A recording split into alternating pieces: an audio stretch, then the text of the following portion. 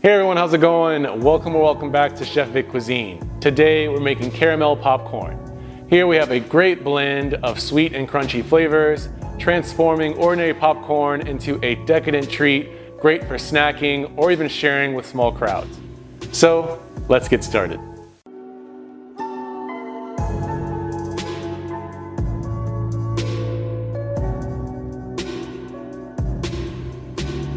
All right, so let's dive right into this recipe. In a large pot, we want to add in 3 tablespoons of vegetable oil and a few popcorn kernels at first. We want to heat this over medium heat or 350 degrees Fahrenheit or 176 degrees Celsius. And we want to allow these few kernels to heat up until just one pops. This helps us get the temperature right for the rest of the batch. So once it pops, we want to remove the popped kernels and remove the pot from the heat.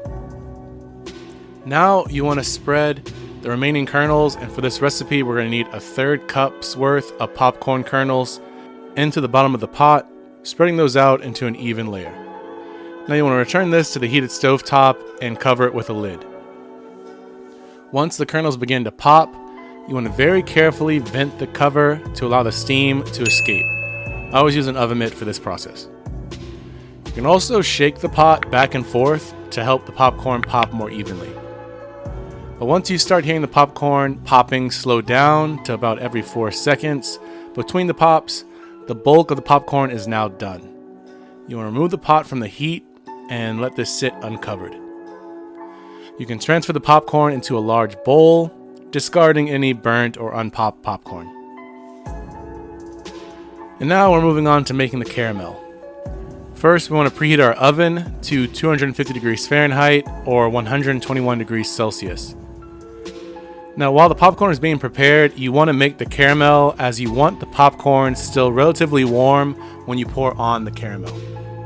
So in a similarly large pot, you want to melt 1/2 cup's worth of salted butter over medium-low heat or 249 degrees Fahrenheit or 120 degrees Celsius.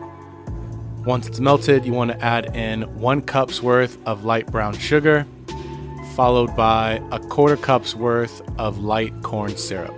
You want to mix these together and bring this mix to a low boil and allow this to boil for about 3 to 4 minutes without stirring.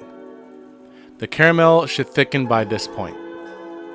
Now you want to remove the heat and then add in 1/2 teaspoon of pure vanilla extract, as well as 1/4 teaspoon's worth of baking soda. Stirring those in. Once it's mixed, you want to immediately pour onto the popcorn and use a rubber spatula to toss the popcorn amongst the caramel to evenly coat them. And once they're coated, you want to spread the popcorn into an even layer on a parchment paper lined baking sheet.